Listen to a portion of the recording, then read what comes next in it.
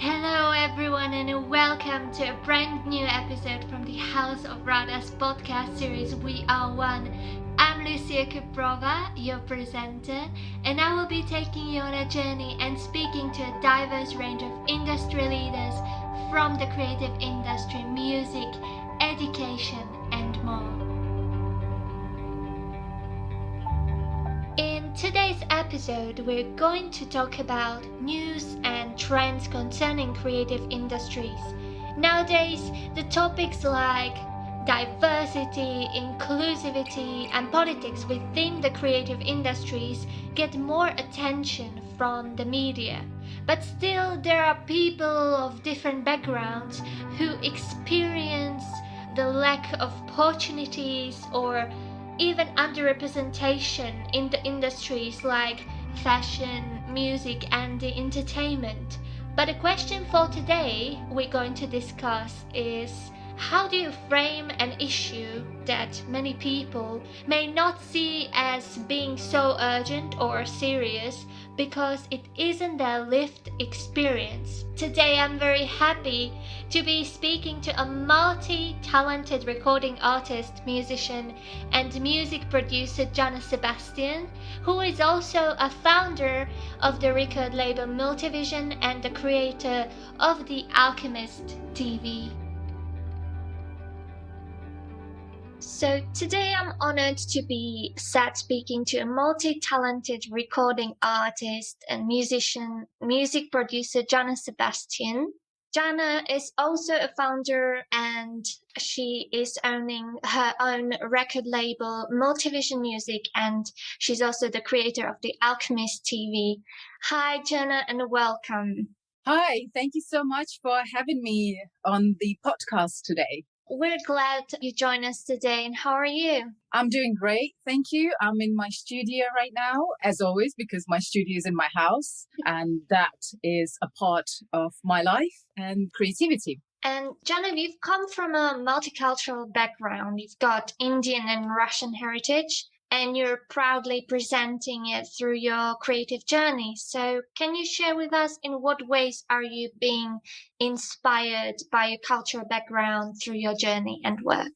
Yes, of course. My cultural background is a big part of my music because my music and art and all of the visuals that I create, everything is deeply rooted and connected to both my Russian and Indian heritage. So I was born in Soviet Union in 1986. So this was just about to start changing. Then later on in 1990, the Soviet Union collapsed and the new Russian Federation was born as a country. Because my music represents my philosophy and my ideas on how to make the world a better place and how to encourage people to start building together in unity and putting the talents collectively so that we can come out in a much better state and much better situation.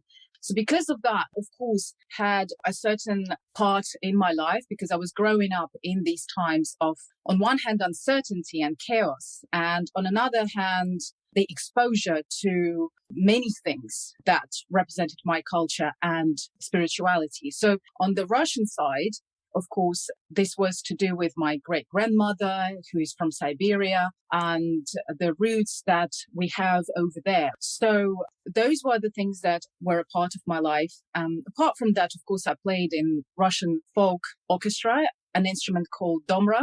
And then I graduated from Russian Academy of Music and I went to Bolshoi Theatre. And then on the side of my Indian heritage, growing up, my father would play all kinds of music from India. We would always have like Indian incense in the house. We would have curries at home. So my upbringing was very different from pretty much everyone else who lived in Russia at the time. So I would come out, and I would read Dostoevsky and Tolstoy and of course be exposed to Russian literature and then go to opera houses and then come home and we would have traditional curry, and all of these things have definitely been a part of my musical journey. So I've incorporated them. I've played domra on some of my tracks. I use the knowledge that I have in terms of the Russian and acting school that I use in my music. So all of these things. And then I'm incorporating the knowledge that I have that is connected to the books, the Russian literature, into my lyrics.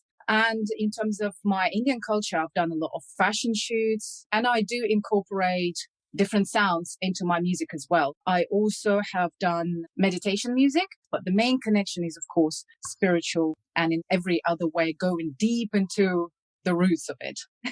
So it really seems that you are heavily inspired by your Russian and Indian culture, and now you're mostly based in the UK, right?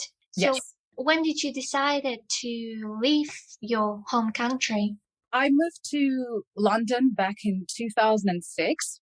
I was facing many challenges because of uncertainties that were happening there in terms of me being mixed race and representing these different cultures. At that time, there was racism that was happening. And as I said, it was perpetuated openly. And because of that, I had to move to London to find peace. This was what happened in 2006. And I had to pack my suitcase and just move to London all by myself and start my life again. There were a lot of things that I went through in the UK, but eventually I did win and I did create what I wanted. And right now I'm here with my Multivizion music movement, Alchemist TV, and many other things.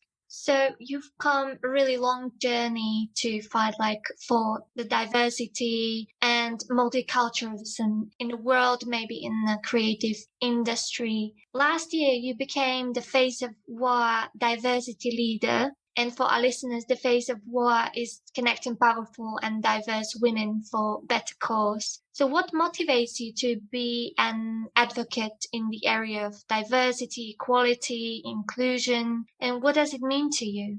Growing up, I felt that I could not fit into any particular group, but I wanted the sense of family with the entire world. So I felt this connection to humanity. I saw beyond the skin color, any kind of stereotypes and prejudices. I myself did not fit into any stereotypes. When people met me, a lot of people, they have a misconception about who I am until they actually find out, because there are too many stereotypes out there. As I've experienced racism myself, and I've experienced as well misunderstandings, many people need to leave the judgments behind and understand that sometimes this is that person's experience and this is what they are going through, and this is okay. It might not be another person's experience, but that's fine. And then as I decided to do music professionally, I saw this as the vehicle to be able to put this into words and lyrics and music, but in such a way that everybody could understand it. But music really can touch people's souls, and music is what brings people together. If somebody said that I couldn't do it because of my skin color or my gender, that didn't mean anything to me. I just decided to walk and lead by example. So as I wanted to do music, I wanted to do everything in it. At the time, there were no female producers at all in Russia or female sound engineers. So I would go to the shows where there would be sound engineers who would usually be just middle-aged men and very geeky. And I would just go there and I asked if I could just watch what they're doing and learn from them. And they were really surprised, but that never fazed me. I thought if I want to really master my skill, then it doesn't matter what gender I am, how people look at me. So I should be able to keep on doing it and keep on going. And then by leading by example, then other people will be able to see that it's possible to do this. It's really inspirational. The main themes of your music are love and freedom. So love is also important in the fight for diversity, because you just want people to love each other no matter what. A lot of artists try to use their creativity and voices to express their political opinions on these topics like diversity and inclusivity in the creative industries. How do you see it? Is this a good way of using music or even fashion to change the views of the society? Yes, of course. Actually, for the biggest part of history of humanity, music and all forms of art have always been a huge part in changing people's views on anything. Even the stereotypes that the society might have right now have also been implemented at some point the oldest way of influence in the society has always been the art. Since the art industry became very commercialized and the rise of mega corporations and Hollywood, the perception of all forms of art kind of changed into just viewing it as just entertainment, something to just look at outside of the normal job, coming home, turning on the TV and maybe having a glimpse of that. And that's it. And this only happened in the last 100 years when people looked at, okay, so the performers are just entertainers. Yes, they might be famous, but they're entertainers. But that's different from what we're actually experiencing in real life. If we go deeper into it, we would know that even within the so-called entertainment industry, it's not just about entertainment. Everything that people wear right now, fashion trends, how they speak, how they represent themselves, different subcultures, has been started by music or fashion, somebody behind the scenes creating a concept and then promoting it through a music video, through an artist that people love. And then when the artist is wearing something, then millions of fans want to wear the same thing. There's been many words that were introduced into culture, many words that are just slang spoken by a few hundred people locally. And now they're a part of worldwide populations speaking to each other. Even English language that we're speaking right now, why is this the most spoken language in the world? Is because of culture being spread all around the world through movies, through music, through art, and through fashion. So that's how everything has to be seen. And actually, as we are on the crossroads of history, because we're going deeper into what does it mean to be human, and this means going into the consciousness of the human being, the mind, the experiences, that not of just the physical body, but who you are as a person. That is how we are actually going to be seeing this. People are going to see more that everything influences them through culture. When artists want to use their skill and craft to voice their political opinions, I would say if they're doing it out of their own personal conviction, is because what they believe in sincerely and this is their expression, then of course that is absolutely fantastic. And if they know what they're doing and this is what they believe in. So anything that an artist does because this comes straight from their heart and that sense to try and change the society, and if it does actually have a good purpose, then yes, of course. And if it's done beautifully, that's even better. We have to still see the difference between two major types of artists. There are independent artists and there are artists, even artists who could be on a major label, but they are more free to express their art. And the artists that are signed to the corporations to either project the view of the corporations or the big money to try and get people to do what they want, to shift the society into whichever direction. Or sometimes they could be used to pretend as if they're on the side of this part of society, but actually the way that they're doing it could have the opposite results. It could not be leading to, let's say, for example, they're trying to promote unity, but then the way that it's done, it actually separates people even more. I would say that if it is paid for by corporations, then people should look more into it as like, what are the motives? Did this artist actually do it because they believe in it? And where does it lead to? There's so much information out there that for people right now, it's harder to decipher. People are being bombarded literally with so many posts. They just turn on their social media and they just have so many messages there that for an everyday listener or viewer, it's hard to see what is the truth? Where is the real thing? So I would say the best thing to see is, did this artist do it out of their own will, or is it because they're doing it on a contract? Fashion is a great way to do this, of course, as well, because it represents it in a visual form. So it's exactly that you're setting up really great example for many young artists as well who are trying to get into the industry. So what would be your advice to them?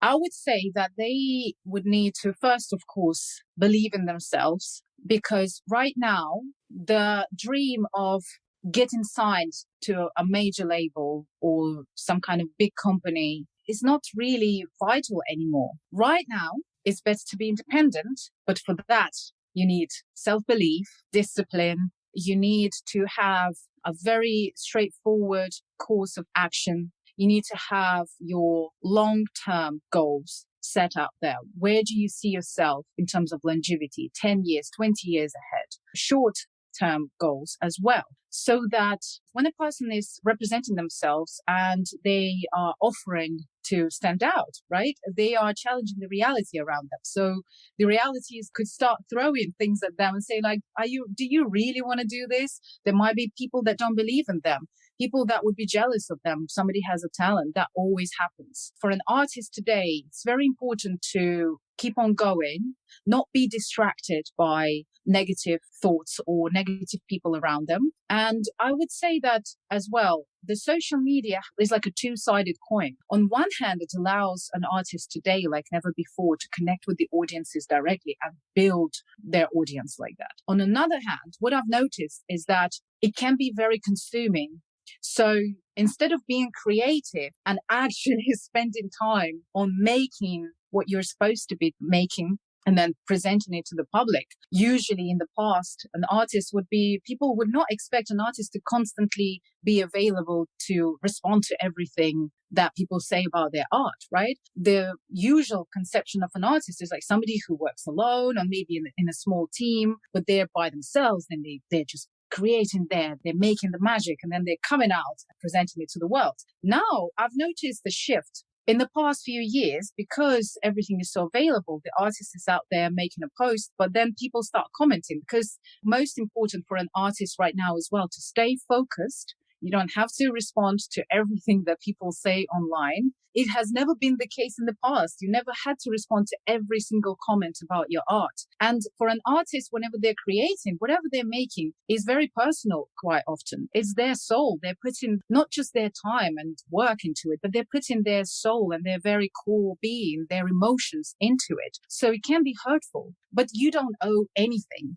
to anonymous commentators online unless they have something good to say or something that represents constructive criticism that you can take on board and improve it, and it actually does make sense. Outside of it, there's so many trolls, and especially in the past couple of years, it became like there's a troll culture online. So for people, I think apart from doing what they're doing as normal and focusing, the main thing is just plan your day in such a way where you know that you're spending all your day or majority of the day actually being on your path and not letting the social media creep in and people demanding for your attention to be diverted there. Anybody who's creative is very in tune with the world around them. You learn to be more of an empath. You are feeling more the emotions around you, catching on everything. And that's how you're able to transform it into art. And yes, definitely taking the time for yourself, scheduling everything, making sure that you know when it's time to speak to the audience, when it's time to be productive, when it's time to chill out and actually work on your mental health as well. That's the balance that every artist needs, especially if they're independent. Being independent today is the best thing ever because you can do what you want. And if you do it right, then you can find your niche. And there's no need to run for what is being promoted by the mainstream media that, a lot of people think that you have to be in the top 20, you have to be in this competition. But art has never been about that. Art has been always about experience that you yourself have and your audience has. What do you have to offer? And it's a lot more valuable if you have even 20 people in the audience, but you have an incredible time, something that you can remember, and it's truly beautiful and amazing, rather than having being a one-hit wonder that doesn't mean anything. People just jumping around meaninglessly, maybe millions of people tuning into it, but then forgetting about it the next day. And then you don't know what to do. So longevity is very important. And that includes fashion as well, because fashion and music are very, very intertwined. They're very connected because an artist is represented visually as well. You can tell so many stories through fashion. You can tell the story of the song through fashion, through what you're wearing. Because in fashion, you can wear things that a lot of people are scared to wear on the high street. They're afraid to wear something like that. But when you collaborate with designers, you can truly represent the image that you want to do out there. So being open-minded, focused, building a team of trustworthy people that you can rely on. And the main thing is also staying humble. For a lot of artists, it can be overwhelming when they get the first glimpse of success. The main thing is to look into the future and see how can you be better, that this is a part of your work. Recognition is just a part of it. It's not the end goal. It's just the description of the job. That's it. It's not something to strive for. You're not getting into the arts to become famous. You might become famous while you are creating, and that is just a part of it. That's my advice to everyone, and I think we can all move into a better time in history. Great advice. So from your journey across your career when you moved from Russia to the UK, and obviously you were facing challenges of, your acceptance as you've got the multicultural background. Can you tell me who has inspired you in your journey, and if you have a role model or mentor when you were a young artist? Yes, definitely. Growing up, I did listen to a lot of artists who not only did music, but they were also amazing people who were standing their ground. So particularly when I was 15, I really got into Bob Marley because he was not only an artist, but he also represented the people. He started opening people's eyes all around the world to the system, to the truth about the system that many people are trapped in. And he wanted to open their minds and open their eyes. When I was growing up, I would be mostly drawn to the artists that represented what they were talking about. They were not a product of the machine, even if they were big on the scene at some point, but they themselves had a very strong core. Thank you very much for joining us today and joining us on a journey of creativity with the House of RADHA. If our listeners want to know more about your work, you can go to multivizion.wordpress.com, or you can find Jahna on social media like Facebook, Instagram, and Twitter. So thank you very much again, Jahna, and have a good day. And thank you so much for having me on the show. I really appreciate it. And I also send you best wishes, everything that you do. Thank you again for listening. This was the 5th episode of the House of RADHA's podcast series WE-R1 with our guest Jahna Sebastian. If you want to know more about Jahna's work, just look for her on Instagram, Facebook, and Twitter. And if you enjoyed this episode as much as we did, just let us know on our social media. You can find the House of RADHA on Facebook, Instagram, Twitter, and TikTok as well. We're looking forward to hearing from you. And in next week's episode, we're going to talk about cultural art and the theater with another really interesting guest. So stay tuned and goodbye.